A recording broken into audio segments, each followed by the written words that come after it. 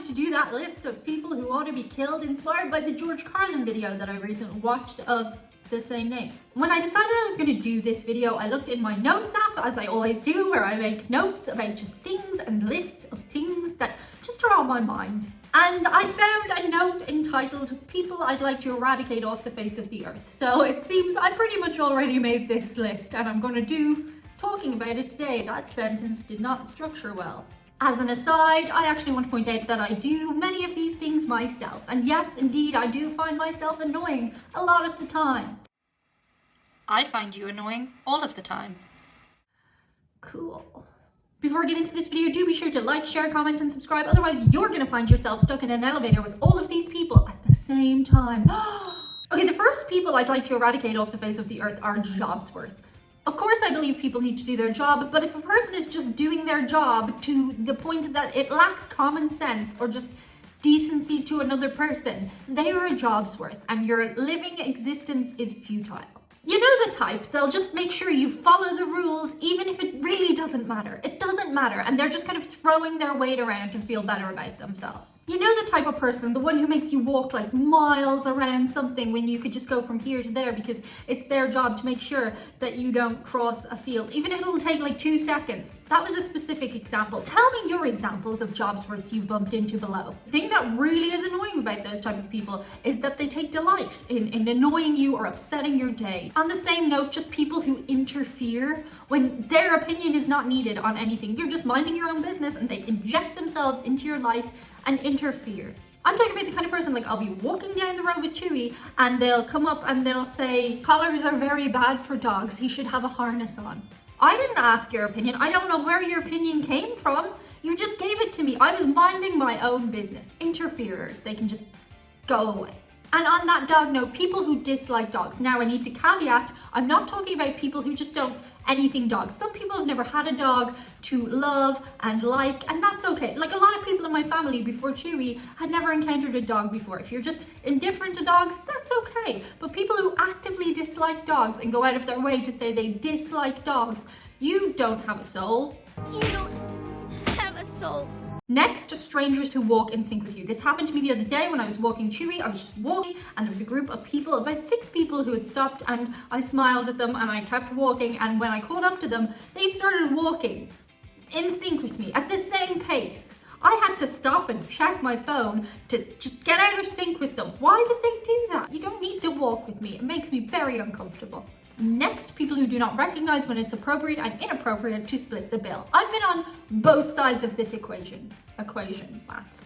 If everybody went to dinner and we all had about the same kind of stuff, we'll just split the bill. It's going to be a couple of euro in the difference. However, if somebody came and they weren't drinking when everybody else was, they don't need to split the bill the same amount. If you came and just had a starter, you don't need to split the bill the same amount. The people who make a big deal out of this, ooh, they can just go away.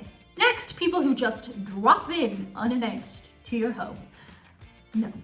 Even my family know not to do this. And I'm kind of like a not confrontational person, but if somebody starts to do this in my life, I will in no uncertain terms confront them about this. I'll be nice about it, but do not just drop into my home. There's no great secret or anything. I just like to be prepared. I like to know somebody's coming. I like to have the house pretty tidy, and it makes me very, very uncomfortable if somebody just rings the doorbell. That's terrifying to me. Who is it? If it's not the Amazon man or the pizza man, just go away. Up next, people who still don't know how to do security at the airport. It's 2022. We all know, right? We know how to do it. You have your liquids in a separate bag. You can have up to 100 mils in liquids. You take off your shoes, you take off your belt, you take off your coat, you take out your laptop, you take out your mobile phone. How do people still not know how to do this and cause further delays to what is already a stressful situation? Who are the people who get to the top of the queue and don't realize they have to take out their laptop? Who are these people? I mean, we've all been the person who's accidentally left something in our bag. Fair enough, but some people, like, they go out of their way to not know how to do airport security. It's a basic. Next, people who take up the whole aisle or footpath. I was walking along the street one day and there was a family of 5. None of them would move. They were all abreast. I had to walk out onto the street, and it's not the first time, not the last time. Just leave room for people to pass. My list is a lot longer than George Carlin's list. The table is tilted, folks. The game is rigged. And nobody seems to notice. Nobody seems to care. Next up, people who live their lives entirely according to the rules of the group that they've decided they belong to. Some people enjoy being part of a group, whether it's a political group or religious group, that's great. Some people find guidance in life, they find a meaning to life, and that's wonderful. But if you find yourself in a group where you can't respectfully disagree with people, there's something very wrong with that group. If you find yourself agreeing with everything the group that you're a part of say, you need to question your own mind. It's okay to think about things and question things, and if you're in the right group, it should be a safe space to do that. Next up, I could name a name here from university, but I won't. It's people who wait till the last minute of class to ask the question that requires a very long, extensive answer. There was one guy in my university who did this every single class, I don't know why I didn't just say it to him at some point. Again, the me confronting people thing, not so good. But he did it every time, and we'd always end up having to stay an extra 20 minutes because he asked a long question. I believe that doctors have this problem a lot. When people go to the doctor, they say everything's fine for their checkup, and then just as they're leaving, the hand on the door, they'll just say, oh, by the way, I have this really large boil on my bum that's been aggravating me. They just wait till the last second to say the important thing. Don't do that. Say it during the process. Next up, people who are always late. We're all sometimes late, a little bit, sometimes 10, 15 minutes. There can be an exception to the rule. Say there's a massive crash. You can be very late in that case and very apologetic, but there are some people who are always late to the point that they become the people that you know you have to tell them a different time so that they're there on time. If you're that person who's always late, you're actually taking people's time and energy for granted, and that's not sound. I appreciate some people are a bit disorganized and stuff, but you need to lie to yourself. Tell yourself it's an earlier time than you think it needs to be. If you know you're a person who's always late, lie to yourself and tell yourself it's on earlier. Next up, people who suggest the most obvious thing when you're in a stressful situation. You know that person who, when you've lost something, says, where's the last place you had it? I know in that case they're saying, where's the last place you remember having it? But they're also equivalent to the people who, when you're trying to know how to do something, say to you, did you try Googling it? Yeah, I tried Googling it. The other week, I lost my house keys. I had them attached to Chewy's dog lead. They were just hanging off. And the reason I did that was because I have one of those doors, when you close it, you're locked out. And I thought, well, if I put them on this, I'll never forget them. And I went up to the security guard to ask, had he found any keys? And he said no. And then he said, well, how did you lose them? And I explained. And he said, you shouldn't keep them on your lead. I know that now. That's obvious. That is not helpful. Next up, people who humble brag. You know you're doing it. You know you're doing it. Ugh, I find it really hard to find clothes in an extra small.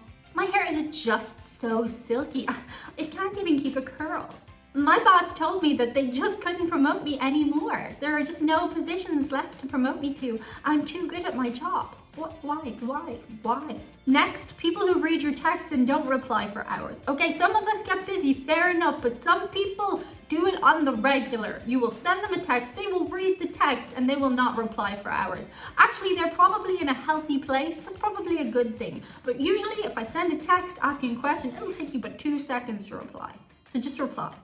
Or if you want to be the person who doesn't immediately reply, within an hour is acceptable. You know what's super annoying? When you're in a text conversation and then they just suddenly stop replying. That's super annoying. Next, strangers who come up to you and ask you to take a photo of them, no problem, that's no problem. Okay, yeah, no problem. No, did I say no problem? It's no problem. But if I'm taking your photo and then you ask me to take a million more photos and start speaking to me like I'm your photographer, that's rude.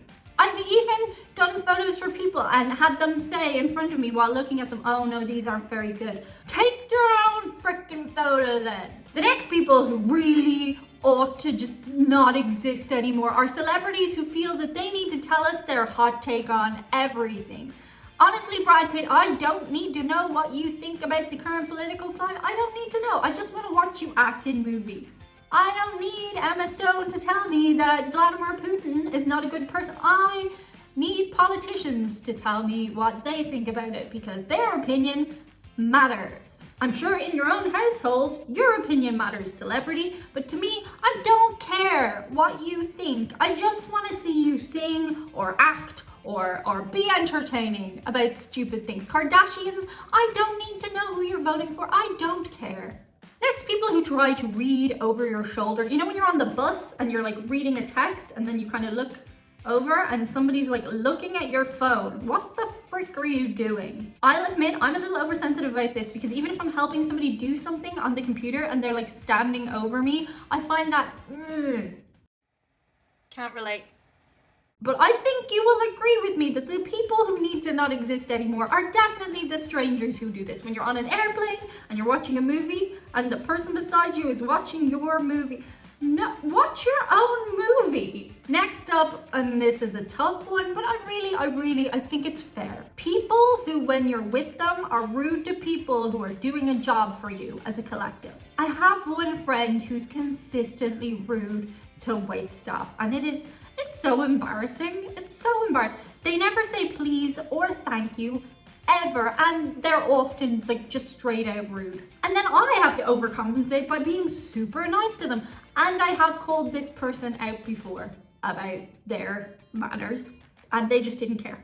They didn't feel like they were being rude. So, I mean, are you going to ditch that person as a friend because they're rude? Maybe, but I still enjoy this person's company, and there are few and far between whose company I enjoy. So yeah, I just have to live with the fact that they're rude to wait staff. I also have girlfriends who on their own are just the nicest girls you will ever meet, but get a few vodka and tonics into them and they are the rudest people to taxi drivers. They are so rude. I have girlfriends who will like reach across and turn up the radio. They'll call them Mr. Taxi Man, be really cheeky, and when you're in the group you're just like, oh my god, I'm one of them.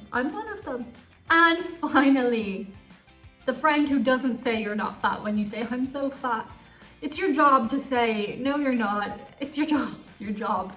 Even if I am fat, it's your job to say, I'm not. That's just, you have to be my friend and just say I'm not. So yeah.